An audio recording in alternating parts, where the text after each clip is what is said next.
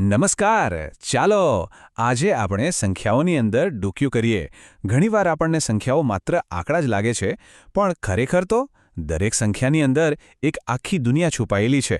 આપણે આજે એ જ જોવાના છીએ કે કેવી રીતે દરેક મોટી સંખ્યા નાના નાના મૂળભૂત ટુકડાઓથી બનેલી હોય છે. તો સવાલ એ છે કે જેમ કોઈ ઇમારત ઈંટોથી બને એમ સંખ્યાઓ શેનાથી બને છે? આ જ સવાલનો જવાબ આપણને ગણિતના એક ખૂબ જ પાયાના ખ્યાલ તરફ લઈ જાય છે, અને એ છે અવયવો. ચાલો આજે આ રહસ્ય પરથી પડદો ઉઠાવીએ. તો આ આખી વાતને સમજવા માટે આપણને પહેલાં અવયવ શબ્દનો મતલબ સમજવો પડશે. આ જ આપણા આજના વિશ્લેષણનો પાયો છે. તો ચાલો શરૂઆત કરીએ અને સમજીએ કે આ અવયવ આખિર છે શું. સારું, તો અવયવ એટલે શું? એકદમ સાદા શબ્દોમાં કહીએ તો અવયવ એ એવી સંખ્યા છે જે કોઈ બીજી સંખ્યાને પૂરેપૂરી રીતે ભાગી શકે અને પાછળ કશું જ વધે નહીં, શેષ શૂન્ય. બિલકુલ એક પઝલના ટુકડા જેવું જે એની જગ્યાએ એકદમ ફિટ બેસી જાય. અને હા, આ એક વાત ખાસ યાદ રાખવા જેવી છે. આખા ખેલનો આ જ નિયમ છે. જો કોઈ સંખ્યા અવયવ છે કે નહીં તે જાણવું હોય તો ભાગાકાર પછી શેષ હંમેશા શૂન્ય જ આવવો જોઈએ. જો એક પણ વધે તો સમજી લેવાનું કે એ અવયવ નથી. બસ આટલું જ સરળ છે. ચાલો હવે આ સિદ્ધાંતને ખાલી વાતોમાં નહીં પણ એક ઉદાહરણ સાથે સમજીએ. આપણે એક નાનકડી સંખ્યા લઈએ 6 અને ચાલો એને તોડીને જોઈએ કે એના મૂળભૂત ટુકડાઓ એટલે કે એના અવયવો કયા કયા છે.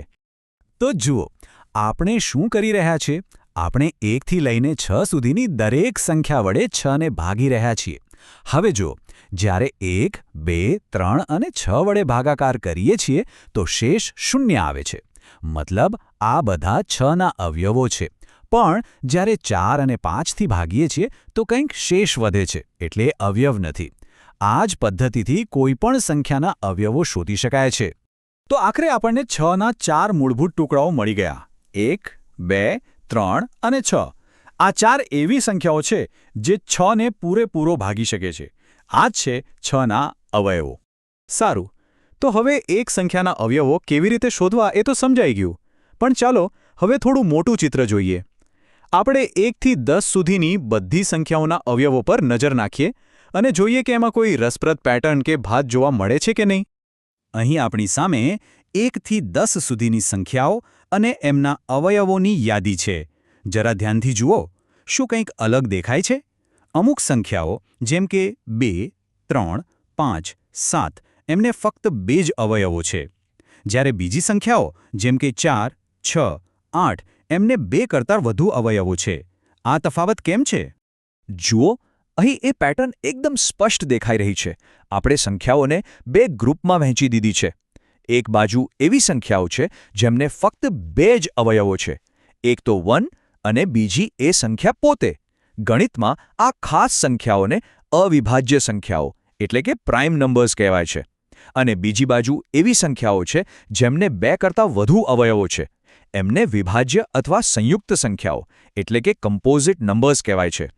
આ વર્ગીકરણ ગણિતમાં ખૂબ જ મહત્વનું છે.